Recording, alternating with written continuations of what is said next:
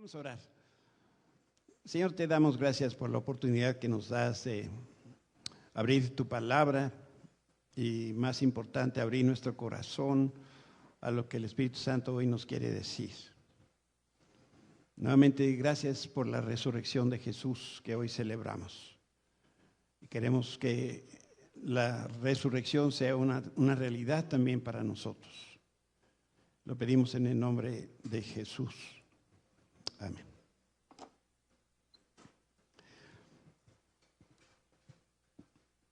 La resurrección de Jesús tiene enseñanzas profundas, pero al mismo tiempo son sencillas para que todos las podamos conocer. El peligro cuando nosotros, como hoy, pensamos en la resurrección de Jesús o pensamos en la muerte de Jesús y la cruz, es que nosotros veamos el evento histórico y decir, así pasó, y sí, así pasó. Pero lo importante también ahora es cómo nosotros respondemos, en este caso, a la resurrección. Y por eso algo que siempre me ha llenado de asombro es que la resurrección del Señor está entrelazada con la vida de Pedro.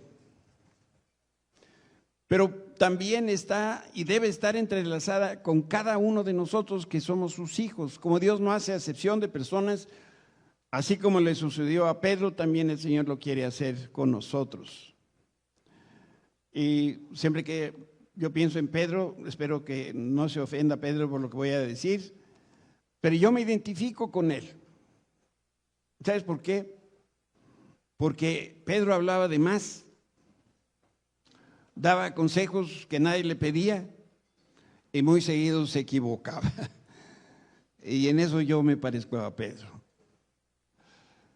La experiencia de Pedro nos deja ver las consecuencias del pecado, pero también nos permite ver y poder admirar la gracia y la misericordia de Dios en un hombre. Y vamos a leer la porción de la Escritura que está en el Evangelio de Juan, que nos habla de la resurrección de Jesús. Jesús apareció en la playa. Por supuesto, es una parte de los eventos de la resurrección lo que vamos a estar hablando. Hablar de la resurrección es algo que nos tomaría bastante más tiempo que esto. Al amanecer, Jesús apareció en la playa, pero los discípulos no podían ver quién era. Les preguntó: amigos, ¿pescaron algo? No, contestaron ellos. Entonces él dijo: echen la red a la derecha del barco y tendrán pesca. Y ellos lo hicieron y no podían sacar la red por la gran cantidad de peces que contenía. Entonces el discípulo a quien Jesús amaba, que era Juan, le dijo a Pedro: es el Señor. Y cuando Simón Pedro oyó que era el Señor, se puso la túnica que se le había quitado para trabajar, se tiró al agua y se dirigió hacia la orilla. Los otros se quedaron en la barca, los otros discípulos, y arrastraron la pesada red llena de pescados hasta la orilla, porque estaban solo a unos 90 metros de la playa. Y cuando llegaron, encontraron el desayuno preparado para ellos, y era pescado a las brasas y pan. Si alguien ya tiene hambre, esto era lo que iban a desayunar. Traigan algunos de los pescados. Es que uno está pensando en cosas, ¿verdad? Traigan algunos de los pescados. Shani, es que me turbas aquí. Que acaba de sacar, dijo el Señor. Así que Simón Pedro subió a la barca y arrastró la red hasta la orilla, y había 153 pescados grandes. Lo voy a hacer bien, van a ver. Y aún así la red no se había roto. Ahora acérquense y desayunen, dijo Jesús. Ninguno de los discípulos se atrevió a preguntarle: ¿quién eres? Todos sabían que era el Señor. Entonces Jesús les sirvió el pan y el pescado. Y esta era la tercera vez que se apareció a sus discípulos después de haber resucitado de los muertos. Después del desayuno, Jesús le preguntó a Simón Pedro: Simón, hijo de Juan, ¿me amas más que estos? Sí, Señor, contestó Pedro, tú sabes que te quiero. Entonces, alimenta mis corderos, le dijo Jesús. Jesús le repitió la pregunta: Simón, hijo de Juan, ¿me amas? Sí, Señor, dijo Pedro, tú sabes que te quiero. Entonces, cuida de mis ovejas, dijo Jesús. Le preguntó por tercera vez: Simón, hijo de Juan, ¿me quieres? A Pedro le dolió que Jesús le dijera la tercera vez: ¿me quieres? Le contestó: Señor, tú sabes todo, tú sabes que yo te quiero.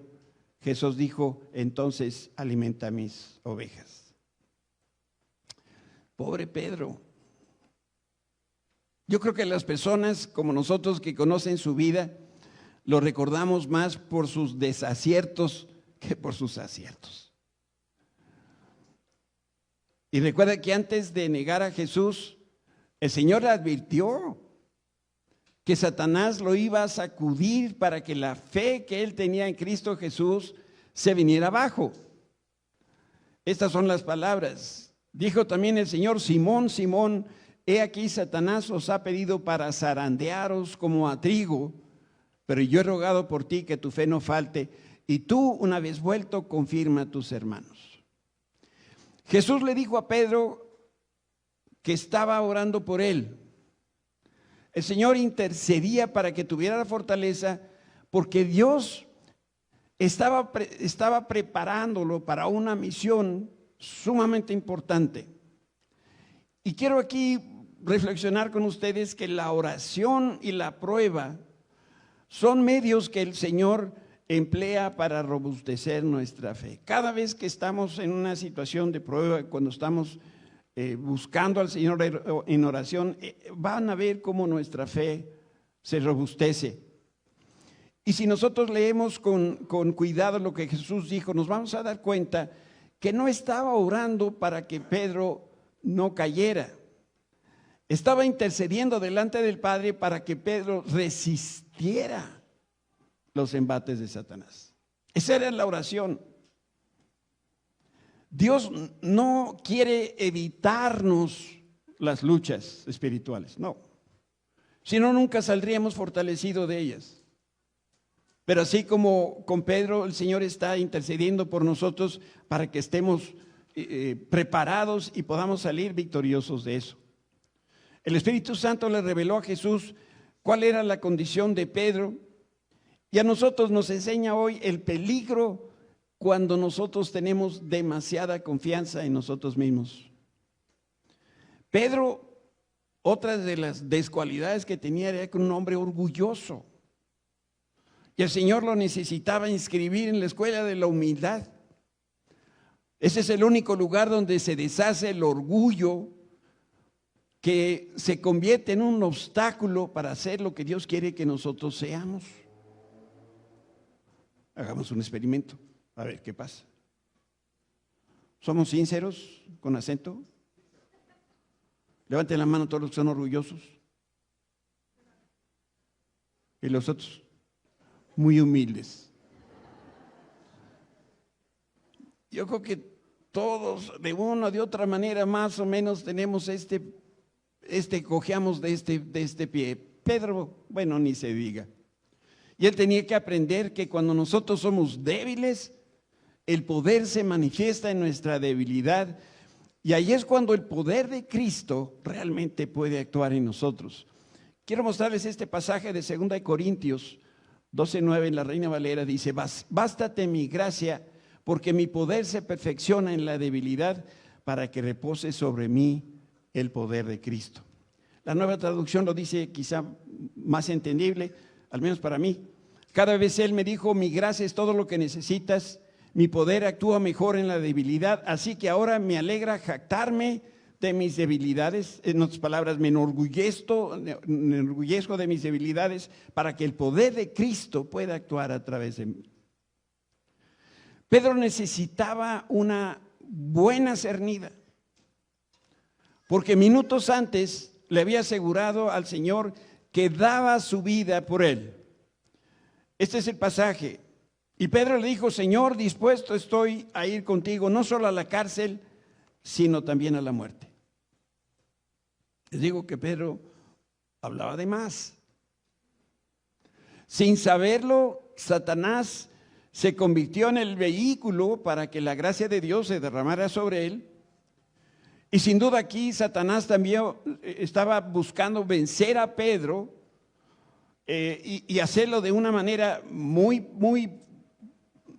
particular.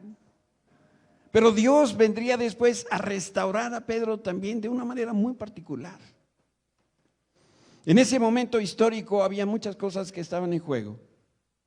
Satanás quería convencer a Pedro que Dios no lo iba a perdonar, porque en 3 ocasiones negó a Jesús, y porque con esas acciones lo que él hacía era darle la espalda al Señor. Estaba rechazando, negando al Hijo de Dios. Y seguramente Satanás torturaba a Pedro. Y yo me puedo imaginar que este hombre traía en su memoria detalles de cómo fue esa traición. Y en ese momento lo que Pedro necesitaba era el poder de la resurrección. Y para eso era que Jesús estaba orando. Lo hizo para que la fe de Pedro se fortaleciera y para que aumentara la confianza en el Señor. Y eso es algo que solamente lo hace el Espíritu Santo. El capítulo 21 del Evangelio de Juan leemos que un grupo de personas se encontraba en el mar de Tiberias. Dice, después de esto Jesús se manifestó otra vez a sus discípulos, ya estando resucitado, junto al mar de Tiberias o mar de Galilea, y se manifestó de esta manera. Leemos en la Escritura que después de resucitar, Jesús tuvo varios encuentros con sus seguidores. De hecho, estuvo 50 días Jesús resucitado en la tierra.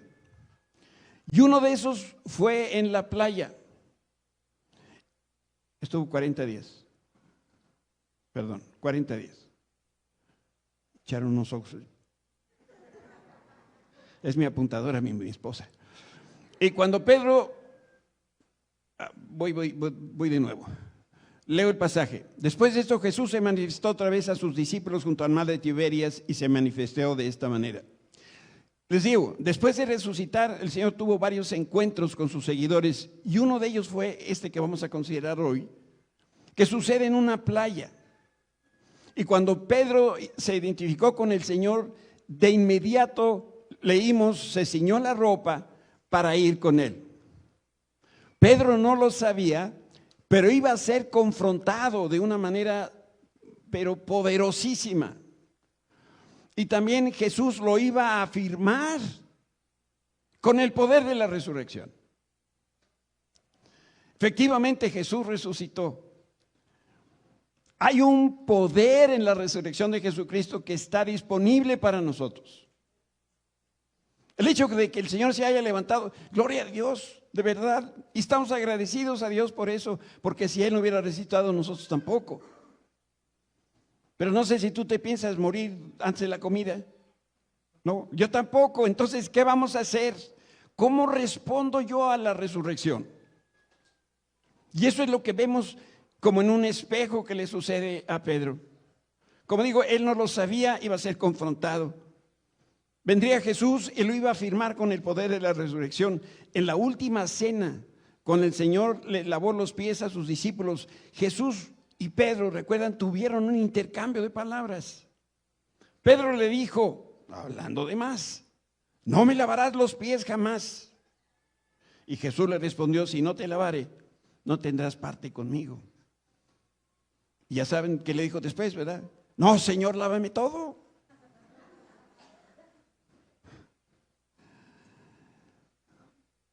Hoy nosotros, gracias a Dios, tenemos un mejor entendimiento de la respuesta de Jesús. ¿Qué hizo el Señor? Anticipó que Pedro iba a pecar. Profetizó el perdón que le iba a dar y declaró que Pedro iba a ser restaurado y nuevamente comisionado. ¿Sabes? Cuando tú te caes, viene el Señor y te levanta, pero no te levanta para que te quedes sentado. Te levanta para darte una comisión. La negación de Pedro tiene muchas enseñanzas para nosotras.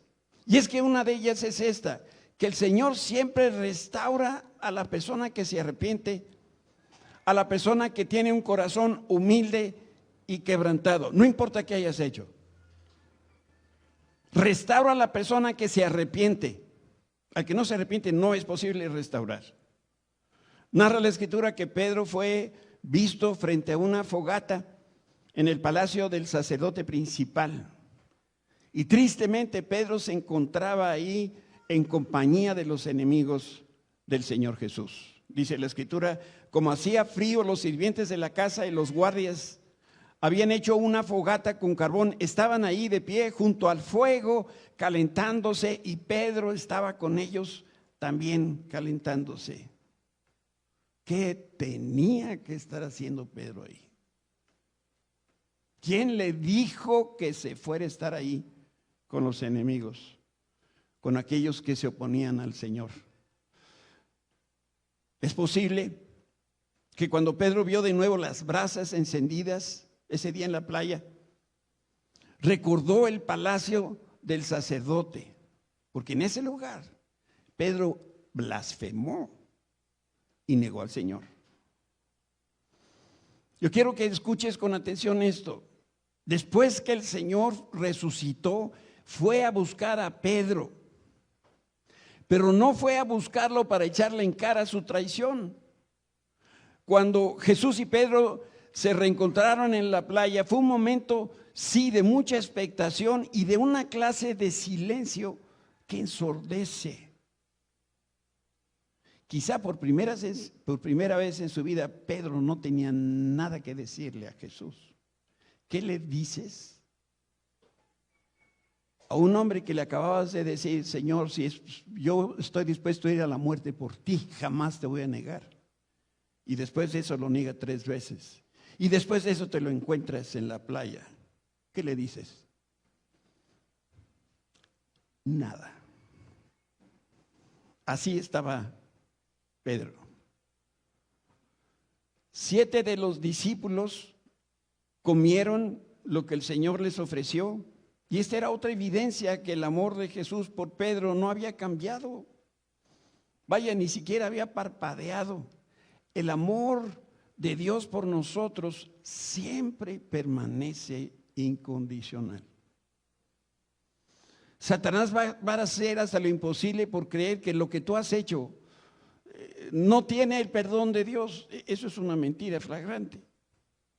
El Señor buscó a Pedro para compartir los alimentos, algo que el Señor hizo muchas veces, pero ese día había mucho más que Jesús quería hacer. Y lo que Jesús necesitaba ese día era impartir en Pedro el poder de la resurrección de Jesucristo.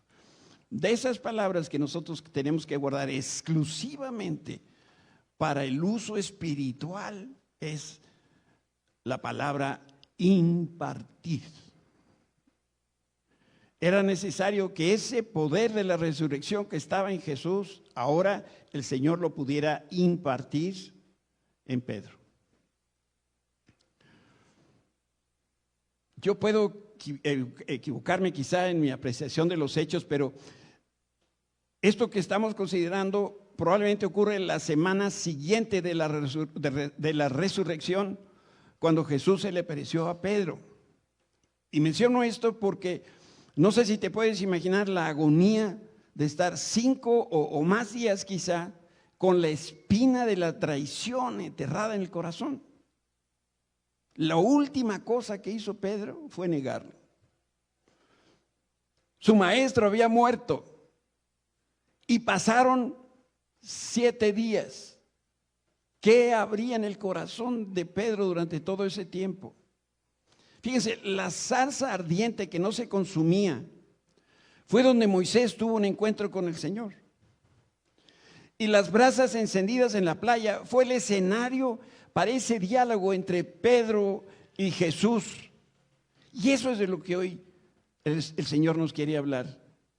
El propósito de Dios para esta conversación era juzgar, pero no solamente eso, restaurar, purificar e impartir a Pedro el poder de la resurrección. Para eso Jesús fue a buscar a Pedro.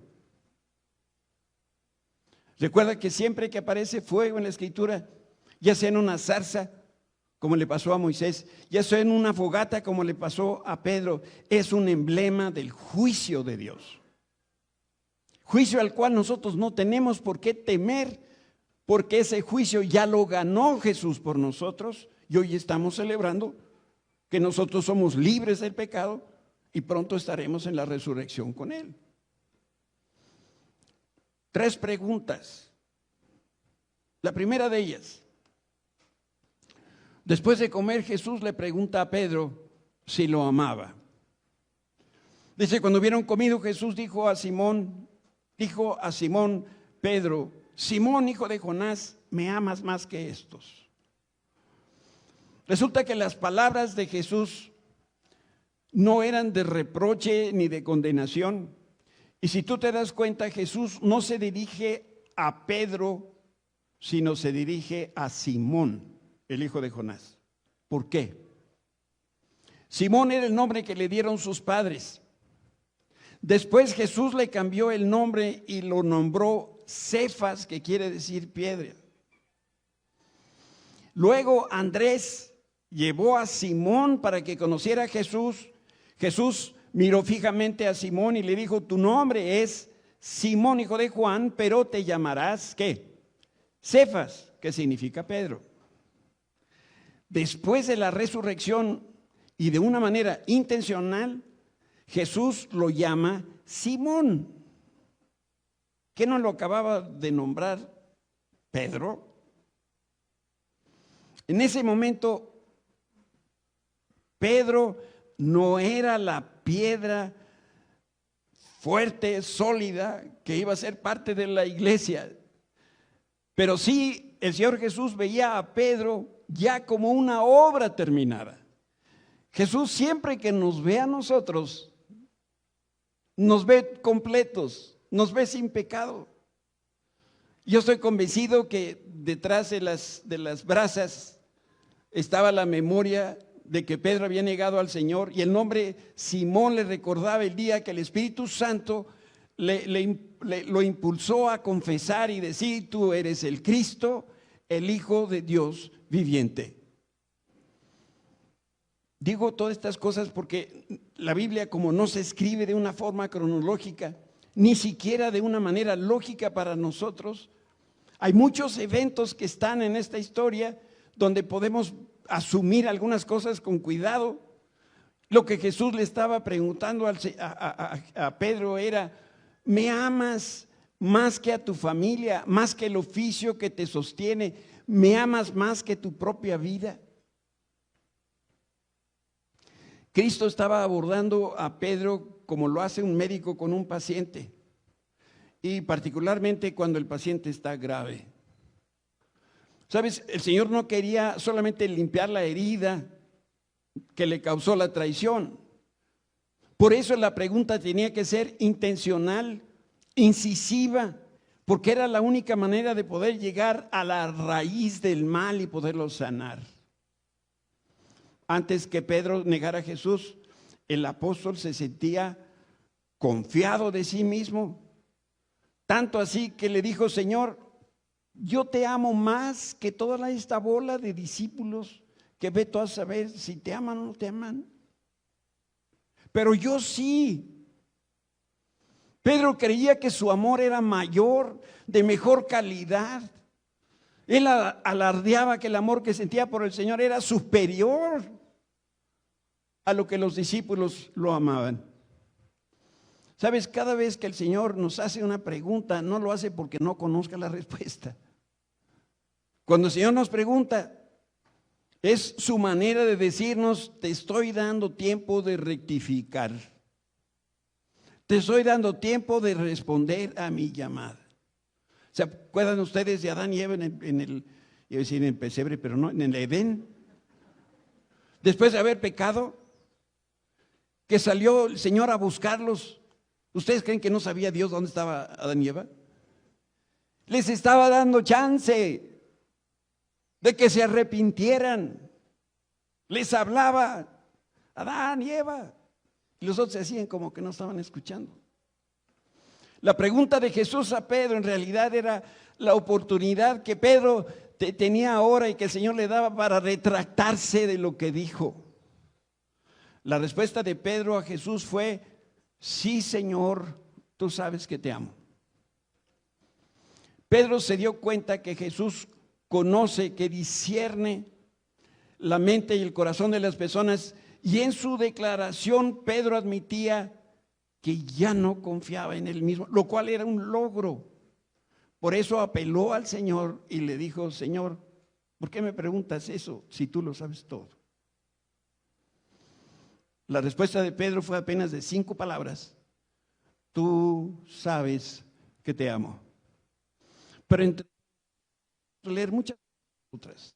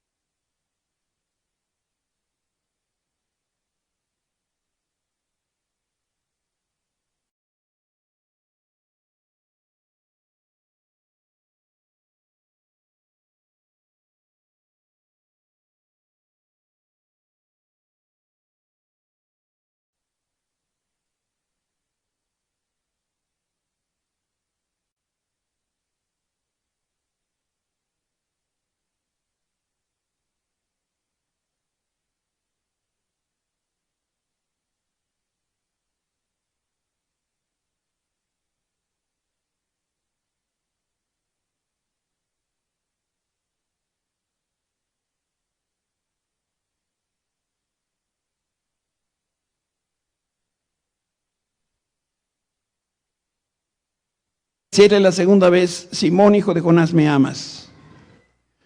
Eso mismo nos pregunta el Señor a nosotros: ¿me amas? Hay muchos de aquí que conocen mucho de Biblia, hay muchos aquí que sirven al Señor, pero quizá no amamos a Cristo con toda el alma y con todas las fuerzas que tenemos. Y la pregunta que hoy debemos responder frente a la resurrección de Cristo es: ¿de verdad yo amo a Cristo? Si yo amo a Jesús con pasión, si no amo a Cristo con pasión, ¿qué clase de hijo soy? Si no amo a Jesús con pasión, realmente no tengo un compromiso con Él, ni tampoco estoy viviendo la vida cristiana genuina. Es que a los hijos de Dios se nos debe notar la pasión y el amor que tenemos por Jesús.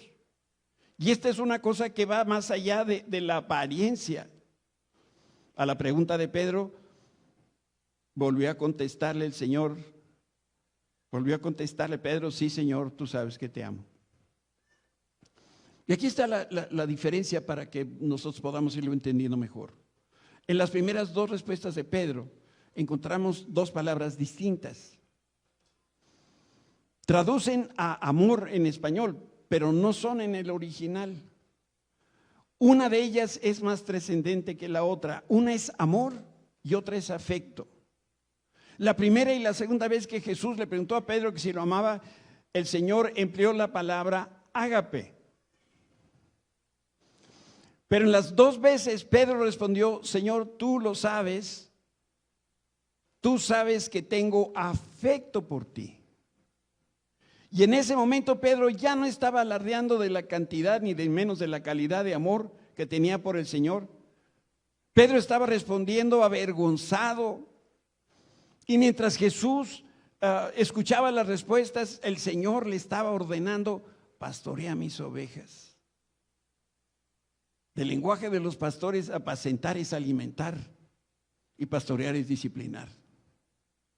Jesús envió a Pedro a cuidar a sus ovejas. Y déjame aclararte una cosa: ni Pedro ni ningún pastor tiene sus ovejas. Todas las ovejas son propiedad de Jesús. Esta tampoco es mi iglesia, es la iglesia de Jesús. Y esta es la tercera pregunta. La tercera ocasión que Jesús se dirigió a Pedro, ya no empleó Pedro la palabra amor, sino que ahora le estaba utilizando la palabra que significa afecto. Y dice la tercera vez: Simón, hijo de Jonás, ¿me amas? Y vean qué sencillo es entender esto.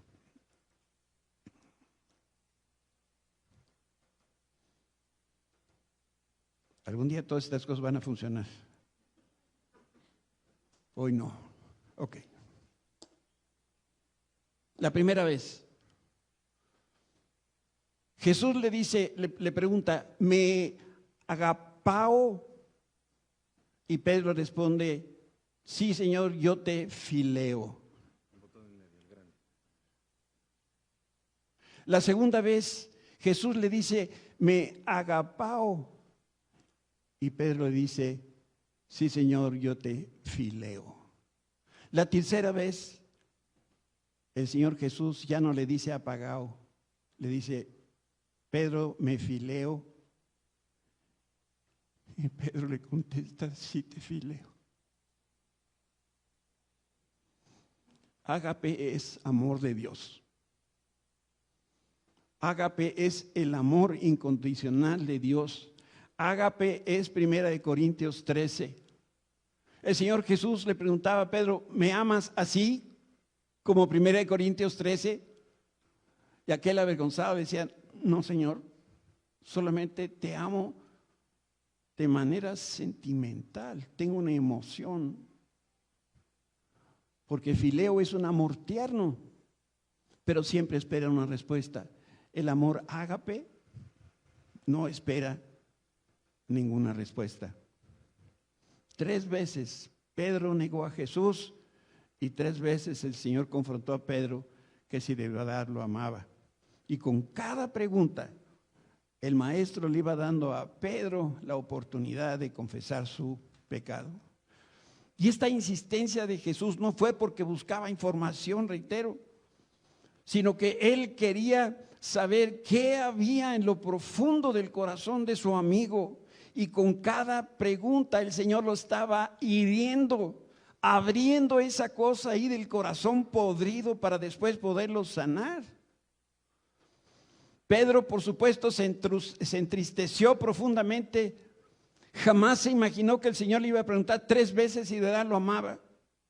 Y lo que hizo Jesús nos deja ver el poder que tiene la palabra de Dios. Pedro no se ofendió porque el Señor le repitiera 3 veces lo mismo. Pero se tuvo que comer una por una de sus palabras cuando él negó 3 veces al Hijo de Dios. 3 veces tuvo que pasar la pena delante del Señor. Pero ahora el dolor que Pedro sentía venía de un corazón quebrantado, arrepentido y humillado. Cuando ya no tuvo Pedro ninguna otra cosa más que responder, entonces le dijo: Señor, me rindo, tú lo sabes todo. Y es al mismo tiempo una afirmación y una renuncia. Pedro le decía al Señor Jesús: toda mi vida he hablado de más, y tienes razón en dudar de lo que digo. Y ahora te digo, Señor, tú ves lo que hay en el profundo de mi corazón. Tú conoces que sí te amo a pesar de mi pecado. Y Pedro descendió peldaño a peldaño esa penosa escalera de la humillación. Ah, sí, pero también peldaño a peldaño Jesús lo fue restaurando para que cumpliera el propósito de Dios en su vida. ¿Sabes? Jesús no solo le pagó a Pedro con la misma moneda, esa no era su intención, sino que Él lo perdonó, lo restauró, le dio autoridad, lo confirmó, y ahora con el poder de la resurrección lo estaba haciendo el pastor de las ovejas chiquitas de Jesús.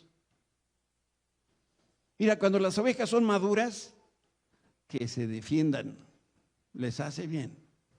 Ah, pero hay de aquel que se meta con una ovejita chiquita del Señor. Dice: mejor les sería que les pusieran una piedra de molino en el pescuezo que hagan tropezar a alguna de mis ovejitas. Este era el ministerio que le estaba dando el Señor a Pedro. ¿Por qué conocemos todos estos detalles? Porque la escena se desarrolló en público. El interrogatorio fue público, al menos había 6 discípulos. El pecado fue público. El repudio seguramente que Pedro experimentó por haber negado al Señor fue público.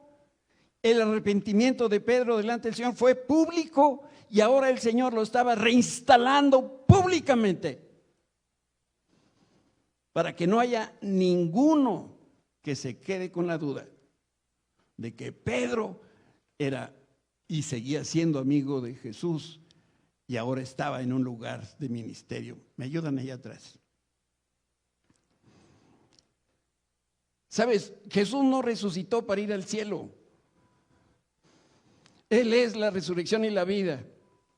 Jesús resucitó para que un día tú y yo, nosotros juntos podamos estar con Él para la eternidad. Pero también resucitó para impartirnos este poder que lo levantó a Él de los muertos. Y la pregunta es: ¿y para qué quiero yo el poder de la resurrección? Bueno, en primer lugar, para poder amar a Jesús apasionadamente, ágape. Y para poder ministrar y servir de manera comprometida al rebaño de Jesús. ¿Sabes? Yo quiero que veas aquí adelante. El ministerio se compone de 3 partes, o 3 elementos son claves en el ministerio. Nota que todos son verbos, y cada vez que hay un verbo en la Escritura quiere decir que hay acción. Quiere decir que no están sentadotes, ¿verdad? No digo que ustedes estén sentadotes, pero me refiero que hay algunos que están sentadotes. apacentar. Son aquellos que vienen y establecen el evangelio, van con todas las personas para que conozcan a Cristo. Pero eso no es suficiente. Ahora viene el trabajo de pastorear, hay que hacer discípulos. Todos los cristianos puedan madurar y servir, y que nadie les tome el pelo. Les voy a decir qué es discipular. Discipular es: vete conmigo, vete, te llevo a mi casa y ve cómo se vive la vida de Cristo.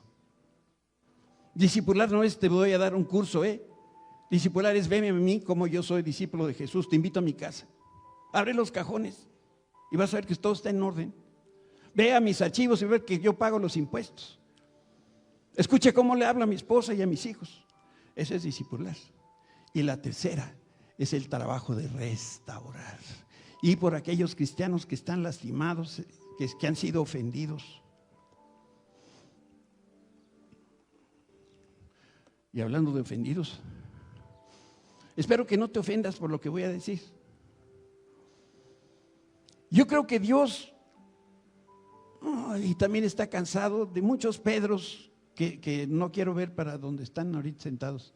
Por eso mejor me pongo así. Si yo preguntara: levanten la mano los que aman al Señor, y levantar las manos con el aleluya, ¿no? Lo que el Señor ahora nos dice es: mira, ya no me digas que me hablas, demuéstramelo. Madura y sirve a las ovejas. ¿De qué te sirve venirte cada domingo y escuchar o ver las transmisiones? ¿De qué te sirve leer la Biblia si no estás sirviendo? En esta iglesia tenemos un versículo que es clave para nosotros, y es tercera de Judas 2:18, que dice: el que no sirve, no sirve.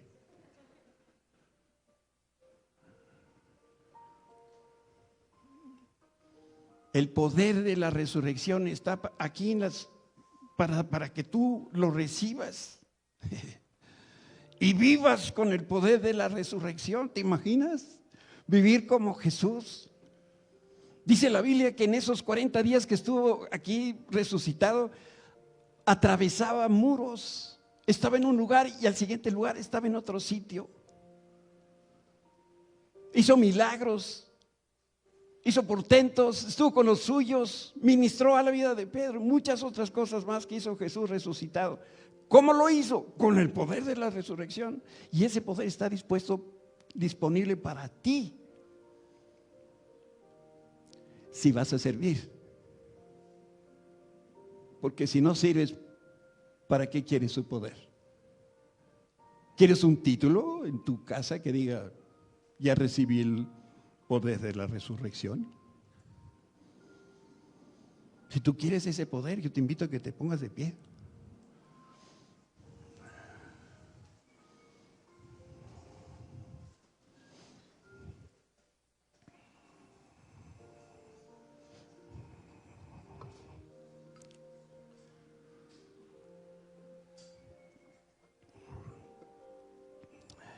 Este era plan con maña.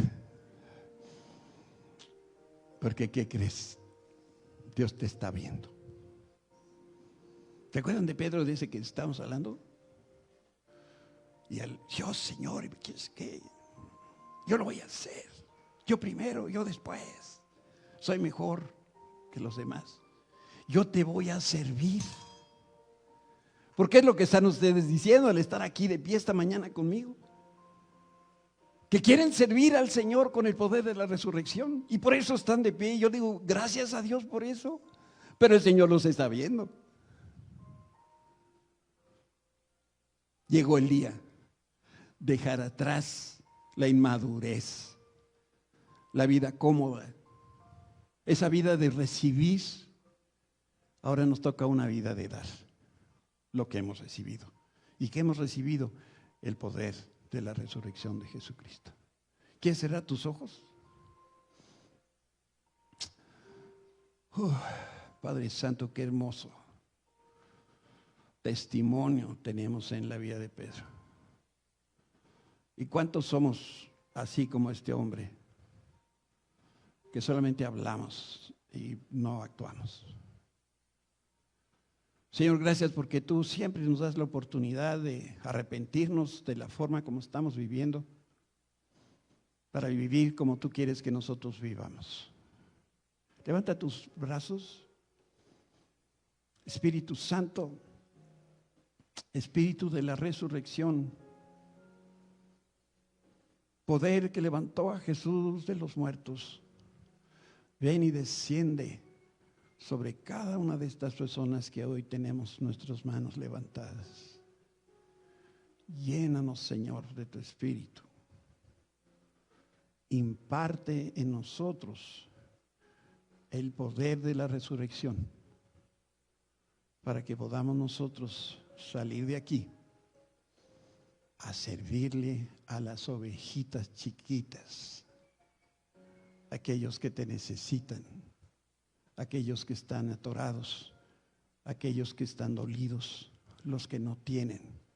Señor, úsanos con poder en Cristo Jesús.